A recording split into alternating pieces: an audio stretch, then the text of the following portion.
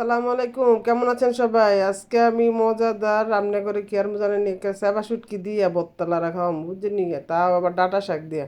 ডাঁটা শাকের বত্তলাটা এমন মজা লাগে, যদি আমি যেমনি বানাই সেমনি বানান তাহলে দেখবেন অনেক কি একটা স্বাদ খাইতে। এটারে প্রথম আপনারা করবেন কি চিকুন চিকুন করে শাক দিলে মানে পইলা লইবেন আর কি কাটতে লইবেন। তারপরে আলা বত্তলা কেমনে দেয় হেডা খালি দেখেন। মাঝে মাঝে খালি মাছ মাংস খাইন না গো, মাঝে মাঝে কিছু আবার ওই যে বত্তলারা খাইন।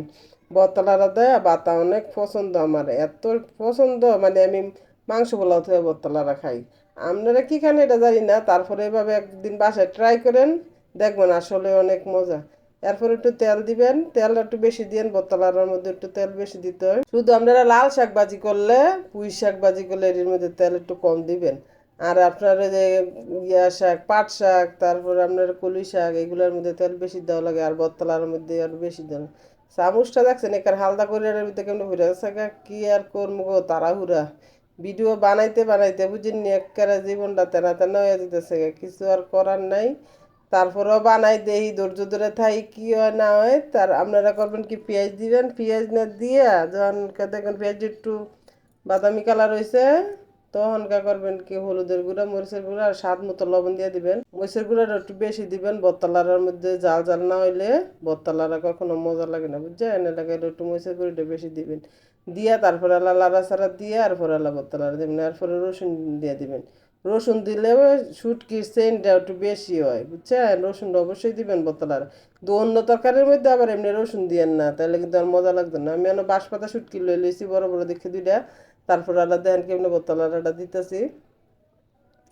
আর ভিডিওর মধ্যে যদি কোনো সমস্যা থাকে, আপনারা যদি কিছু না বুঝেন অবশ্যই কমেন্ট করে জানাইবেন, আমি আপনাকে কমেন্টের উত্তর দিব, কোনো সমস্যা নেই। সাথে সাথে কেলেগে আমি আপনাকে রান্না বান্না শিখাই, আপনারা যদি না পারেন তাইলে তো আর আমার এই মাস্টারি করে আর কোনো লাভ নেই বুঝছেন নি। এর লাগে আপনারা যেটা না পারবেন যে এটা কেমনে কী লেনদেন, তারপরে আমি অবশ্যই আপনাকে কমেন্ট করে আমি জানাবো, নাহলে পরবর্তীতে আবার নতুন ভিডিও তৈরি করবো। তারপরে দেখেন শাকগুলা দিয়ে দিবেন এখন, যখন দেখবেন মানে এই মশলাটা কষানো হয়েছে তখন এই আপনি শাকটা দিয়ে দিবেন। শাকটা দিয়ে আবার লাড়া চাড়া দিয়ে একটু মিক্সড করে তারপরে ডাইকে দিবেন, আর কয়টা কাঁচা পেঁয়াজ কাটতে দিবেন। কাঁচা পেঁয়াজ কাটতে দিলে বত্তলাটা বেশি স্বাদ লাগে। যখন বাগার দিবেন তখন কিন্তু পেঁয়াজ দিবেন না, আমি যেভাবে দিছি ঠিক এভাবে দিবেন। কে লেগে পেঁয়াজটা আস্তে আস্তে থাকবো, খাইতে অনেক মজা লাগবো। এরপর আলা লাড়া চাড়া দিবেন, লাড়া চাড়া দিয়ে তারপরে ডাইকে দিবেন সুন্দর করে। না ডাকলে কি আর সিদ্ধ হইতো না গো, যে না ডাকলে কোনো কিছু সিদ্ধ হয় না, বাপটা ফাইলে তারপরে আল্লাহ সিদ্ধ হয় বুঝেন না। তারপরে আল্লাহ ডাইকা দিবেন, ডাইকা দিয়া পরে আল্লাহ একটু পরে গিয়ে আবার লাড়া দিবেন। দেখছেন নি খারা খারা একেবারে শুকাই গেছে গা, পানিটা শুকাইয়া একেবারে শেষ রান্না বান্না। এরপরে কিন্তু এক চুলাত ভাত বয়ে দিয়ে কেন লেগে এটার গেরানে তো একেবারে পেটটা ফুলে যেতেছে গা, কিন্তু কমবালা খালি খালি এই বত্তলারাটা ভাত খামু সেই চিন্তার মধ্যেই আছি। তারপরে দেখছেন এখন আমার বত্তলারাটা বানানো শেষ, এখন আমি খাওয়া দাওয়া করবো। আর অসম্ভব মজাদার এই বত্তলারাটা, মাঝে মাঝে এভাবে বাসায় ট্রাই করবেন, অবশ্যই দেখবেন খাইতে অনেক স্বাদ লাগে এই বত্তলারাটা।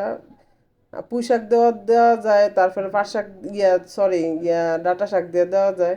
সত্যি এভাবে খাইলে অনেক মজা হয়। আর ভিডিও ভালো লাগলে বেশি করে কমেন্ট করে দিয়েন, লাইক শেয়ার কমেন্ট করতে ভুলবেন না। সবাই ভালো থাকবেন, আসসালামু আলাইকুম, আল্লাহ হাফেজ।